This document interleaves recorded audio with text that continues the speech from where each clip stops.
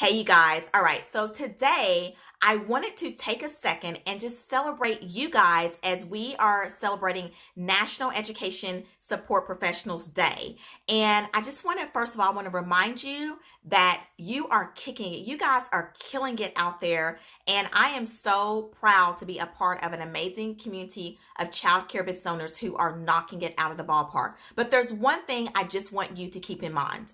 So as we talk about supporting our professionals, and for you guys, that is that's your teachers and your staff. Those are those that's on the front line. I mean, they make it happen every day. So I just want to remind you of the best leadership is going to be servant leadership. So my leadership style is a servant leader. And that means, yes, I am serving my people. And I just believe that when I take care of my people, they're going to take care of me. But I know that serving them, I'm not serving them when I'm in the classrooms. I'm not serving them when I am doing circle time and I'm being forced in those kind of roles. My role is to serve them as a CEO of my child care business.